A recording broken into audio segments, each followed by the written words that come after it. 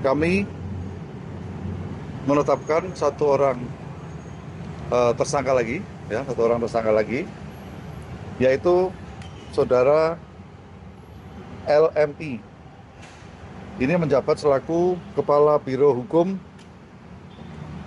dan Humas BGN itu sampai Maret 2025, dan saat ini selaku Sekretaris Deputi Bidang Promosi dan Kerjasama pada BGN.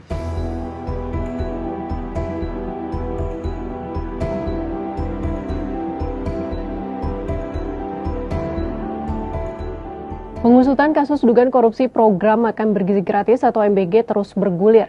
Kejaksaan Agung menetapkan satu tersangka baru, yakni Sekretaris Deputi Bidang Promosi dan Kerjasama Badan Gizi Nasional, Lalu Muhammad Iwan.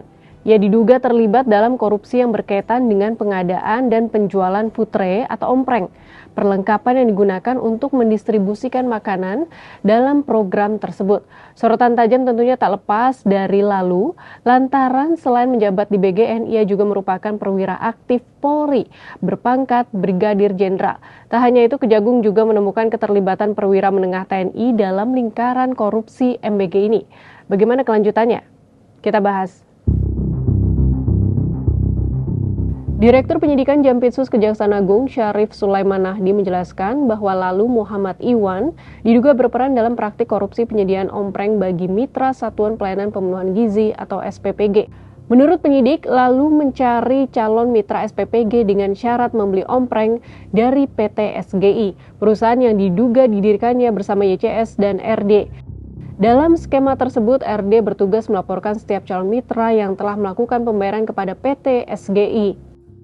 Setelah pembayaran dikonfirmasi, Lalu diduga memerintahkan verifikator pada portal program MBG untuk menyetujui pengajuan calon mitra tersebut sebagai SPPG.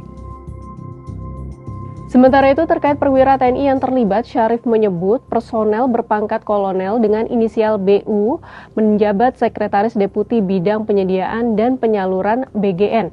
BU sebagai pejabat pembuat komitmen atau PPK disinyalir ikut mengatur penggelembungan harga dan pengerahan dalam pemilihan penyedia barang dan jasa. Meski demikian, Syarif menegaskan BU belum berstatus tersangka.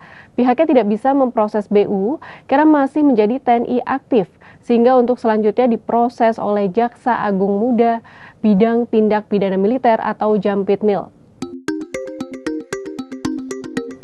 Direktur Penindakan Jampitmil Brigjen Andi Suci menyatakan pihaknya akan berkomunikasi dengan Direktur Penyidikan dengan Kepala Pusat Penerangan Hukum Kejagung Anang Supriyatna agar prosesnya bisa berjalan lancar. Masih di kasus tata kelola MBG, Kejaksaan Agung pada Jumat 3 Juli mengaku siap menghadapi gugatan pra-peradilan status penetapan tersangka yang diajukan oleh bekas Wakil Kepala BGN Lodwig Pusung. Kepala Pusat Penerangan Hukum Kejagung Anang Supriyatna memastikan pihaknya siap menjawab seluruh dalil keberatan yang diajukan Lodwig terkait kasus korupsi tata kelola MBG.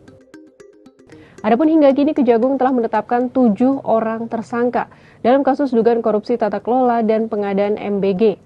Mereka adalah bekas Kepala BGN Dadan Hindayana, bekas Wakil Kepala BGN Sony Sonjaya dan Lodwig Pusung, pihak swasta Asep Yusuf Somantri, Komisaris PT Yasa Arta Trimanunggal Andri Mulyono, Ketua Yayasan Indonesia Food Security Review Glory Harimas Sihombing, dan Sekretaris Deputi Bidang Promosi dan Kerjasama BGN Brigjen Pol Lalu Muhammad Iwan.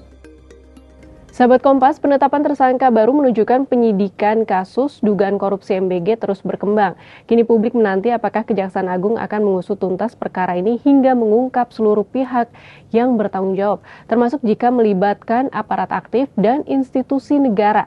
Tak kalah penting, apakah setelah proses hukum ini tata kelola MBG menjadi jauh lebih baik?